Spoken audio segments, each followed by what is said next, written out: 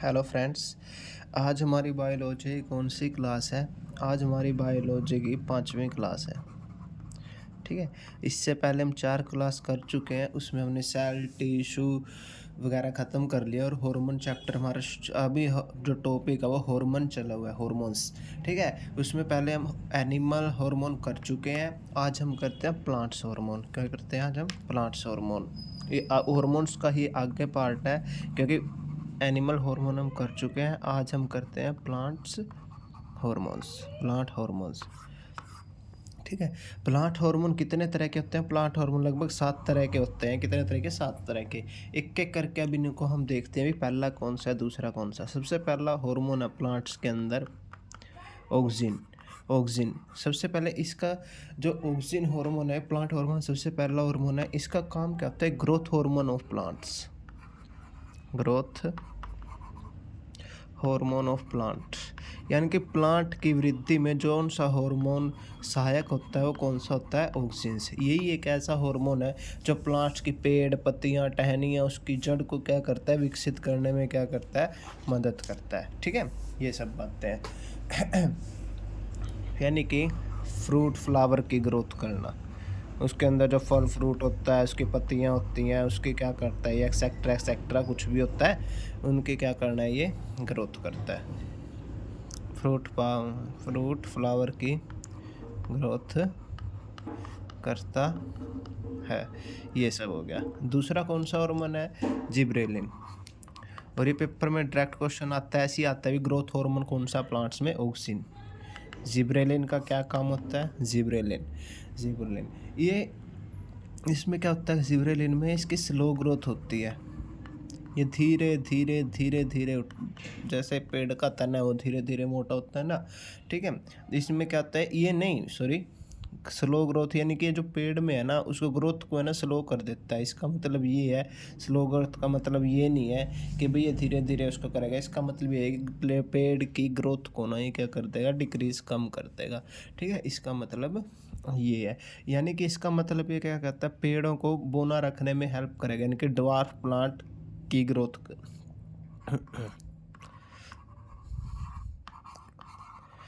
Dwarf plant की growth करेगा।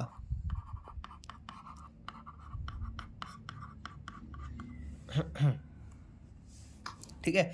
इसका मतलब क्या है? जो बोने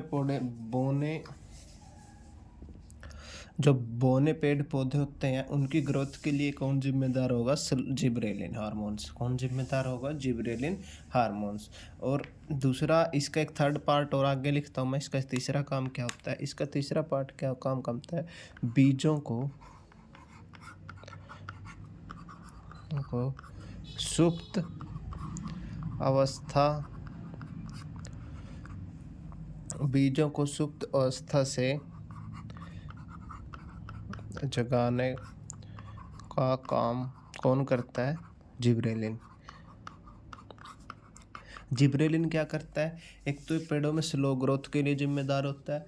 दूसरा, ड्वार्फ प्लांट जो बौने पेड़ पौधे रह जाते हैं उनकी ग्रोथ के लिए जिम्मेदार होगा। यानी कि जो बौने पेड़ पौधे हैं ना उनको धीरे धीरे बड़ा करेगा। दूसरा, बीज है ना, जो बीजों को अगर कोई बीज मान लेते हैं हम जमीन में गाड़ दिया और उससे पौधा नहीं निकला, तो उसको बीज को जुगाने का काम कौन करेगा? Gibberellin hormone. सो बीज के अंदर पहले से क्या होगा? प्रेजेंट। तीसरा क्या है अपने पास? तीसरा कौन सा हार्मोन है? Cytokinin hormone. Cytokinin hormone, cytokinin hormone, cytokinin hormone. इसमें अंदर ये क्या करता है? प्लांट्स के अंदर ये सेल डिवीज़न के लिए ज़रूरी होता है। किसके लिए ज़रूरी होता है ये? सेल डिवीज़न के लिए। दूसरा, यह अकेला प्लांट हार्मोन है जो पौधों में प्रोटीन का निर्माण करता है। पौधों में प्रोटीन का निर्माण कौन करता है?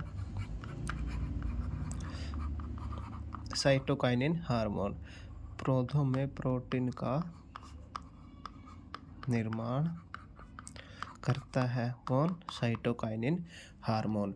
और यह सिर्फ एक ही हार्मोन ऐसा है, लिख लेंगे आप ब्रैकेट में, सिर्फ यही हार्मोन प्रोटीन का निर्माण करता है प्लांट्स में, और कोई अन्य हार्मोन प्लांट्स का निर्माण नहीं करता, वो प्रोटीन का निर्माण नहीं करता। ऑक्सिन का सहायक, हेल्पफुल ऑफ ऑक्सीजन, यानी कि जो ऑक्सीजन था जो प्लांट्स की ग्रोथ होने में मदद करता है उसका भी क्या है, एक सहायक हार्मोन है। ठीक है, ये हो गया मेरे पास 3। चौथा देखते हैं, चौथा क्या था। चौथा अपने पास एब्सिसिक एसिड, या हम इसको कह सकते हैं एबीएस एसिड, एब्सिसिक एसिड, ये हम कह सकते हैं एबीएस एसिड, एबीएस एसिड। इसका काम क्या होता है, ऑक्सीजन के विपरीत काम करता है, ऑक्सीजन के विपरीत काम करता है, वृद्धि रोधक हार्मोन है,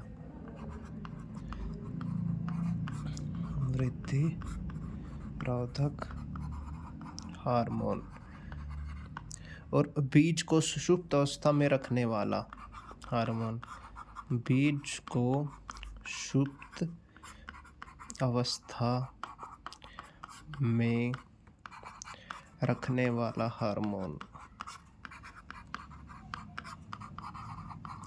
बीज को सुप्त अवस्था में रखने वाला हार्मोन।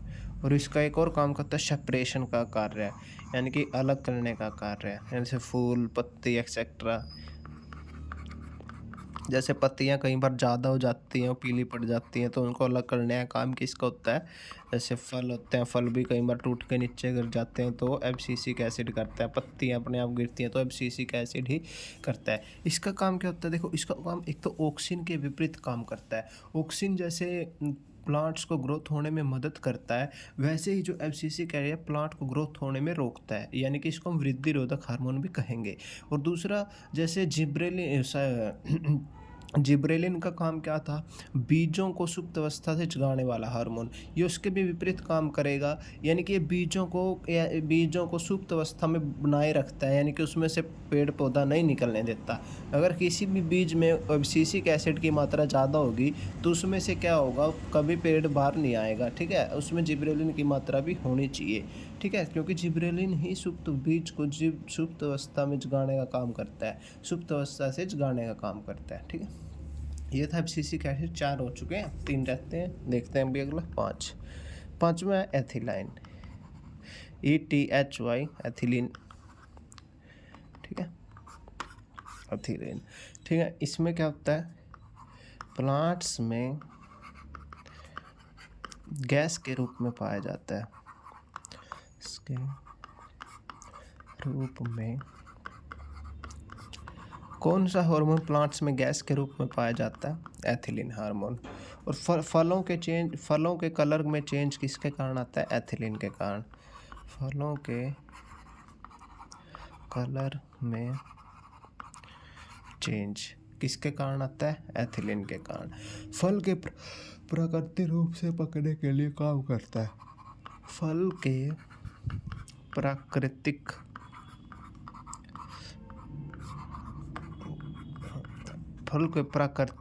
रूप से पकने के लिए काम करता है, के लिए काम करता है। ठीक है, इसको हम क्या कह देंगे, natural ripening, natural ripening, natural है, natural ripening, RIPENING, natural ripening.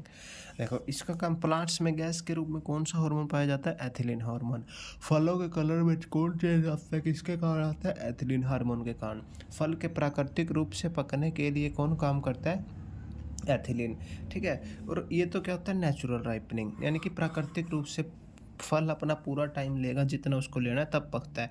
अगर हम एक दूसरा आजकल तरीका है वो है आर्टिफिशियल राइपनिंग, यानी कि हम फल को कच्चा तोड़ लेते हैं, कच्चा तोड़ने के बाद उसको बर्फ़ में या कुछ केमिकल्स में रख देते हैं तो उससे क्या हो जाता है, वो जल्दी पक जाता है। ठीक है, इस आर्टिफिशियल राइपनिंग में क्या काम आता है, एसिटिलीन। डायरेक्ट क्वेश्चन कई बार आता है, कृत्रिम रूप से फलों को पकाने के लिए क्या यूज़ किया जाता है, एसिटिलीन। कृत्रिम रूप से फलों को पकाने के लिए एसिटिलीन नाम का एक केमिकल होता है, इसका यूज़ किया जाता है। 5 हो चुके हैं, छठा देखते हैं हमारे पास छठा हार्मोन कौन सा है। छठा हार्मोन हमारे पास है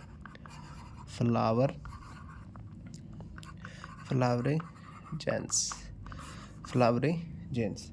फ्लावर एजेंट्स, इसका मतलब फ्लावर एजेंट्स आप समझ ही गए होंगे, फूल के खिलने के लिए, फूल के खिलने के लिए, यानी कि क्या है, फ्लावरिंग हार्मोन है।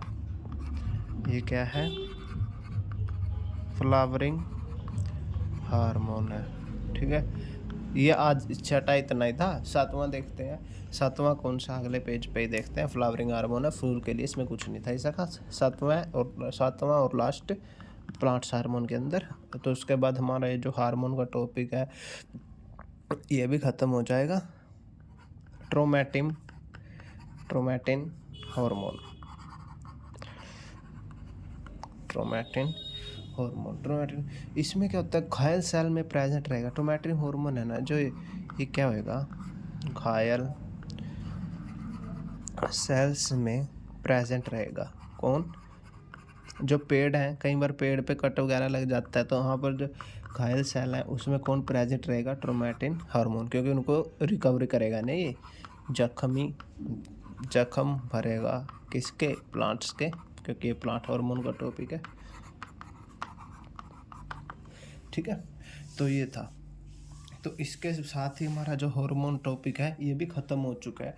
इसके बाद हम देखते हैं आगे हमारा टॉपिक चलेगा, चौथा टॉपिक है उसमें हम देखते हैं सिस्टम मतलब ब्लड सर्कुलेटरी सिस्टम पढ़ेंगे हम सबसे पहले। सिस्टम भी कई तरह के होते हैं, नर्वस सिस्टम होता है, ब्लड सर्कुलेटरी सिस्टम होता है, और भी कई होते हैं, कि करके सबको पढ़ते जाएंगे तो आप अगली हेडिंग लगाओगे। वैसे इसमें मैं आपको और भी दूंगा, वैसे अगला जो हमारा है ब्लड सर्कुलेटरी सिस्टम अगली वीडियो से ही करेंगे। तो आज अब चौथा टॉपिक अपने पास, चौथा टॉपिक है, शुरू होएगा। 3 हो चुके हैं, सेल टिश्यू हार्मोन्स कंप्लीट हो चुके हैं, इनको अच्छे से करिए। इसके बाद हम 4th टॉपिक शुरू करेंगे, कौन सा, सिस्टम्स में भी सबसे पहले हम क्या शुरू करेंगे, सिस्टम में ही सबसे पहले हम क्या शुरू करेंगे, ब्लड सर्कुलेटरी, लिख लोगे सर्कुलेटरी की स्पेलिंग, और यहाँ पर लास्ट में system, blood circulatory system. Blood circulatory आपको और भी देता हूँ एक, बस आप चित्र बना लेना अपने नोट्स में ताकि अगली क्लास में आपको हेल्प रहे। इसमें क्या होगा, ब्लड सर्कुलेशन सिस्टम कितने तरह का होता है, 3 तरह का ब्लड होएगा। एक तो इसमें ब्लड के बारे में पढ़ेंगे, दूसरा हार्ट के बारे में पढ़ेंगे, तीसरा ब्लड वेसल्स के बारे में पढ़ेंगे, ब्लड वेसल, VESSELS, तो इसमें ऐसा सब रहेगा। ठीक है, आगे ये ब्लड है ना, ये जो ब्लड है, ब्लड भी 3 तरह का, मतलब 2 भागों में आगे डिवाइड है। एक तो प्लाज्मा और दूसरा ब्लड कॉन्स ब्लड कोल्स। तीसरा कौन सा होता है, दूसरा कौन सा होता है, ब्लड COLLS कोल्स, ये हम इसको कॉर्पल्स भी बोल सकते हैं। आगे जो ब्लड कॉर्पल्स है ये भी 3 तरह के होता है, RBC, WBC और ब्लड प्लेटलेट्स। ठीक है, ये होता है ऐसे। हार्ट होता है, हार्ट के बारे में सबको पता है, ये क्या होता है, सिर्फ खून को पंप करता है, यानी कि एक पंपिंग ऑर्गन है। ठीक है, पंप करता है, और इसमें क्या होता है, 4 क्या होता है, चैम्बर होते हैं, वो हम इसके बारे में जब पढ़ेंगे तब डिटेल से करेंगे। 4 चैम्बर। जो ब्लड वेसल्स होती हैं, ब्लड वेसल्स, ये क्या होता है, ब्लड वेसल्स में आर्टरी होती हैं, वेन होते हैं, भी 3 तरह के होते हैं। ब्लड वेसल्स में क्या होता है, आर्टरी, ARTERY आर्टरी। दूसरा क्या होता है, वेन्स। चौथा क्या होता है, कैपिलरीज। चौथा क्या होता है, कैपिलरीज। ठीक है, यानी कि कल हम इसको बड़े अच्छे से करेंगे। अगर यहाँ पे थोड़ा वो हो गया ना, समझ में नहीं आ रहा, कल आ जाएगा। आर्टरी, वेन्स, कैपिलरी, आपको आज ओवरव्यू दे रहा हूँ भाई, हम ये सब पढ़ेंगे। ठीक है, यानी कि आर्टरी में क्या होता है, ऑक्सीजनेटेड ब्लड, ऐसा ब्लड जिसमें ऑक्सीजन मिक्स हो। वेन्स में क्या होता है, ऐसा ब्लड जिसमें CO2 मिक्स हो, कार्बन डाइऑक्साइड। और कैपिलरीज क्या होती है, कैपिलरीज ये जो लास्ट में लिखा था, कैपिलरीज सबसे छोटी होती है, यानी कि जो वेन्स, यानी कि जो हमारी हर ऑर्गन तक, हर बॉडी पार्ट्स तक छोटी छोटी नस होती हैं, बिल्कुल छोटी छोटी, स्मॉल स्मॉल। ठीक है, वो सब कम पढ़ेंगे। और एक और बात आप लिख लोगे, blood circulatory system discovered by William Harvey. Blood circulatory system किसने डिस्कवर किया? विलियम हार्वे, HARVEY,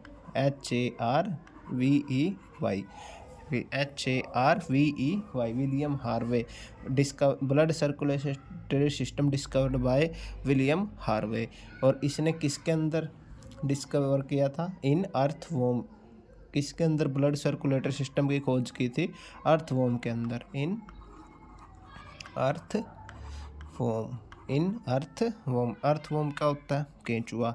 अर्थवॉर्म क्या होता है? केंचुआ। ठीक है, अर्थवॉर्म क्या होता है? केंचुआ।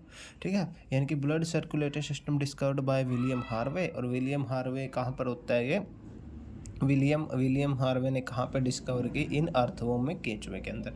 तो आज के लिए इतना ही। कल नेक्स्ट वीडियो में हम देखते हैं, इन सभी को अच्छे से पढ़ेंगे, ब्लड के बारे में, हार्ट के बारे में, ब्लड वेसल्स के बारे में। ठीक है, आज के लिए इतना ही।